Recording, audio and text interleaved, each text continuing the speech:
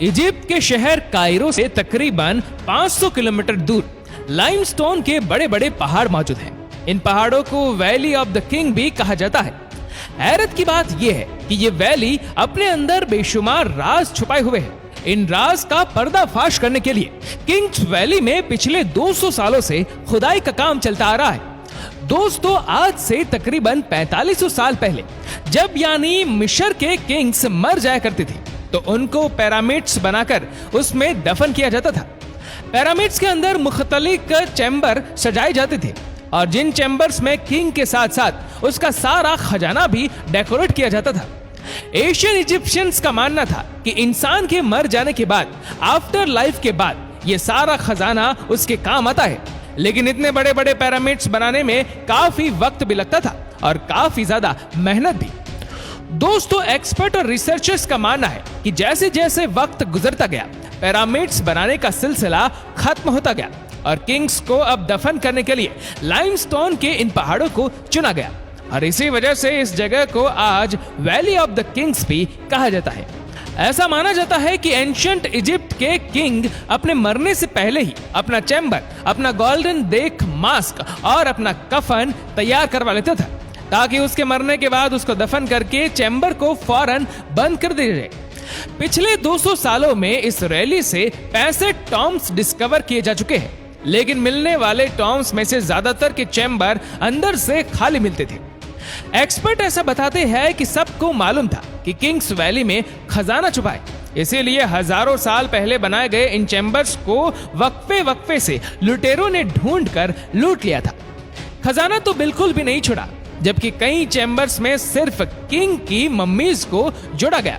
एक दिन Kings valley से एक ऐसा राज मिला जिसने दुनिया भर के आर्कियोलॉजिस्ट और एक्सपर्ट्स को हैरान कर दिया था। जी हाँ, 1922 में British archaeologist Harvard Carter Kings valley में अपनी साइट पर काम कर रहे थे कि अचानक उनकी नजर सीढ़ियों जैसे एक स्टेप पर पड़ी और सीढ़ियों का यह स्टेप पहाड़ के अंदर जा रहा था, जिसको देखकर हार्वर्ड कार्टर से रहा नहीं गया और नमूदार होने लगे। अब यह तो कंफर्म था कि पहाड़ के अंदर बने ये स्टेप जरूर किसी सीक्रेट जगह तक ले जाएंगे। कई फीट की खोदाई के बाद जो मंजर देखा गया उस पर यकीन करना बहुत ही ज्यादा मुश्किल था। जी हाँ, किंग्स वैली के पहाड़ के बीचों बीच एक और टॉम मिल चुका था। ये वो टॉम था जिसकी एंट्रेंस 3000 साल पहले बंद की गई थी। यानी हार्वर्ड कार्टर अब एक ऐसा मंजर देखने जा रहा था जो पिछले 3000 सालों से किसी ने भी नहीं देखा था। एंट्रेंस के सामने रखे पत्थरों को हटाकर जब हार्वर्ड कार्टर अंदर गया तो देखा कि पूरा चैम्बर हजारों किस्म के खजानों से भरा हुआ है। ये एक ऐसा मंजर था जो आज से पहले कभी भी नहीं देखा गया था। इस चैम्बर में पड़ी तमाम चीजें सोने से बनी हुई थी, जिसमें ज्वेलरी, स्टैचू, बोर्ड और लेनिन से बने कपड़े भी शामिल थे। उसके अंदर एक और चैम्बर भी मौजूद था जहां पर गोल्ड कफन में एक मम्मी भी मौजूद थी, जिसको बहुत अच्छी तरह प्रिजर्व किया हुआ था। बाकी तमाम खजाने को तो छोड़े, सिर्फ मम्मी का कफन कवर ही 9 किलोग्राम प्योर गोल्ड से बना हुआ था। साथ साथ इस बरियल चैम्बर की दीवारों पर जो पेंटिंग मौजूद थे उसके कलर अभी तक काफी ज्यादा ब्राइट थे। हार्वर्ड कार्टर की इस डिस्कवरी ने पूरी दुनिया के आर्कियोलॉजिस्ट को हैरान कर दिया था, क्योंकि किंग्स वैली में मिलने वाला ये पहला टॉम था जो लुटेरों की पहुंच से दूर था। ये टॉम तो अपनी असली हालत में मिल चुका था, लेकिन अब रिसर्चर्स और आर्कियोलॉजिस्ट के लिए ये नया सवाल भी लेकर आया था। रिसर्चर्स को ये बात समझ नहीं आ रही थी कि टॉम के उनके अंदर पड़ी मम्मी कौन से किंग की है और बरियल चैम्बर के अंदर बनी पेंटिंग किस चीज का इशारा दे रही है। और किंग्स वैली में बने दूसरे टॉम्स को लूट लिया गया था, तो आखिर ये टॉम लुटेरों से कैसे बच गया? ये वह सवालात थे जिनका जानना रिसर्चर्स और आर्कियोलॉजिस्ट के लिए बहुत ज्यादा जरूरी था। जब टॉम के अंदर पड़ी मम्मी का डीएनए टेस्ट किया गया तो जो मालूम पड़ा उसने सबको हैरान कर दिया। जी हाँ, मम्मी के डीएनए टेस्ट के मालूम पड़ा कि ये बॉडी एक 18 साल के किंग की थी। जब मम्मीज के डीएनए को किंग्स वैली से मिलने वाली दूसरी मम्मीज के डीएनए से मैच किया गया तो मालूम पड़ा कि इसके बाप की मम्मी टॉम नंबर 55 जबकि इसकी माँ की मम्मी टॉम नंबर 35 से मिली थी। इस किंग का नाम टूट नखामेन था और अपने बाप के गुजर जाने के बाद जब ये किंग बना तब ये सिर्फ 8 सालों का था। यानी अपनी बादशाहत के सिर्फ 10 सालों के बाद 18 साल की एज में ये भी मर गया था। अब ये तो मालूम पड़ चुका था कि ये मम्मी आखिर थी किसकी, लेकिन इस डिस्कवरी से रिलेटेड दूसरे सवाल का जवाब जानने के लिए उस दौर में इतनी टेक्नोलॉजी नहीं थी। आखिरकार 1939 एंतिथ डायनेस्टी के किंग टूटनखामुन के टॉम को तलाश करने वाले हार्वर्ड क्वार्टर भी इस दुनिया से चल बसे। उनके गुजर जाने के बाद टॉम पर रिसर्च का काम भी रुक गया, लेकिन कई सालों के बाद जब टेक्नोलॉजी आई तो टूटनखामुन के टॉम की मिस्ट्री को सॉल्व करने के लिए एक बार फिर से रिसर्च का काम शुरू हो गया। इजिप्टोलॉजिस्ट आलिया इस्माइल टेक्नोलॉजी की मदद से टॉम की बकाया मिस्ट्री को सॉल्व करने के लिए मैदान में उतर आए।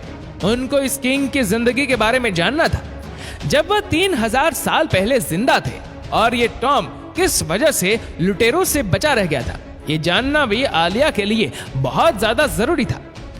सबसे पहले चैम्बर की वॉल पेंटिंग को समझने के लिए उन्होंने उसको स्कैन करके सॉफ्टवेयर में रन किया, तो एक एक करके सारे राजों से पर्दा उठता चला गया। वॉल पेंटिंग के स्कैन को जब जूम करके देखा गया तो उस पर अभी तक पेंट ब्रश के निशान नजर आ रहे थे।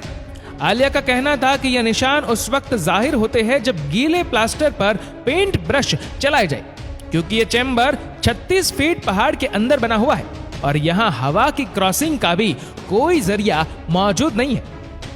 इसी वजह से यह समझा जा रहा है कि जब यह पेंटिंग की गई थी उस वक्त दीवार पर लगाया जाने वाला प्लास्टर गीला था। शायद उनके पास वक्त बहुत कम था, तभी गीले प्लास्टर पर ही पेंटिंग का काम शुरू कर दिया था। लेकिन एक बात समझ नहीं आ रही थी, इतना ज्यादा डेकोरेटेड और इतनी ज्यादा मेहनत से खोद कर बनाया जाने वाला टॉम आखिर ऐसा भी क्या हुआ था। उनके पास इतना टाइम भी नहीं था कि प्लास्टर के सूखने का वेट करते। ये जानने के लिए एक बार फिर से मम्मीज के डीएनए टेस्ट पर नजर दौड़ाई गई, लेकिन इस बार जो चीज सामने आई वह वाकई बहुत ही बड़ी डिस्कवरी थी। लेटेस्ट डीएनए रिपोर्ट से मालूम पड़ा कि जिस वक्त किंग टूटनखामुन मरा था उस वक्त वह था तो सिर्फ 18 साल का, लेकिन वह एक ही वक्त में कई बीमारियों से गुजर रहा था। उसका लेफ्ट पांव काम नहीं करता था, उसकी बैकबोन भी टेढ़ी थी और उसको कई बार मलेरिया का अटैक भी हो चुका था। डॉक्टर का मानना है कि शायद उसकी मौत भी अचानक मलेरिया की वजह से ही हुई थी और शायद इसी वजह से टोन बनाने वालों के पास टाइम कम था, क्योंकि उनके किंग की अचानक मौत हुई थी। लेटेस्ट डीएनए रिपोर्ट से यह भी मालूम पड़ा कि किंग का बाप और उसकी मां दोनों आपस में सगे बहन भाई थे। लेटेस्ट मेडिकल साइंस के मुताबिक जब सेम ब्लड रिलेशन वाले आपस में शादी करते हैं तो उनके बच्चों में पैदाइशी बीमारियां बढ़ने का चांस भी बहुत ज्यादा बढ़ जाता है। टूटनखामुन का टॉम किंग्स वैली में मौजूद दूसरे टॉम्स की तरह लुटेरों के हाथ क्यों नहीं लगा था। जब 1922 में हॉवर्ड कार्टर ने ये टॉम तलाश किया था तब टॉम की एंट्रेंस पर बहुत सारे पत्थर पड़े थे। पत्थरों का ये मलबा जहां से मिलने वाले दूसरे टॉम्स की एंट्रेंस पर मौजूद नहीं था, इसी वजह से शायद लुटेरों को ये टॉम नजर नहीं आया। लेकिन अगर ये पत्थर दूसरे टॉम्स की एंट्रेंस पर नहीं थे तो ये टूटनखामुन की टॉम पर आए कैसे। ये जानने के लिए जरूरी था कि इस जगह को ड्रोन की मदद से एनालाइज किया जाए। आलिया इस्माइल और उनकी टीम ने जब ड्रोन फुटेज देखी तो उनको पहाड़ पर पानी के गुजरने की जगह नजर आई। ऐसा मालूम होता था कि इस जगह से किसी दौर में पानी गुजरा करता था। एक्सपर्ट का कहना है कि अर्थक्वेक की वजह से पहाड़ों से गिरने वाले पत्थर यहां से गुजरने वाले पानी के प्रेशर से बहकर टॉम की एंट्रेंस पर जमा हो गए थे और इसी वजह से टूटनखामुन के टॉम की एंट्रेंस पूरी तरह से ब्लॉक हो चुकी थी। तो दोस्तों, इस वीडियो को लेकर आपकी क्या राय है नीचे कमेंट करके जरूर बताएगा, और अगर आपको वीडियो अच्छा लगा हो तो इस वीडियो को लाइक करेगा, शेयर करेगा ज्यादा से ज्यादा लोगों तक, और ऐसी ही और भी रोचक जानकारियों के लिए सब्सक्राइब करें हमारे यूट्यूब चैनल को और फेसबुक पर फॉलो करें हमारे पेज को। धन्यवाद।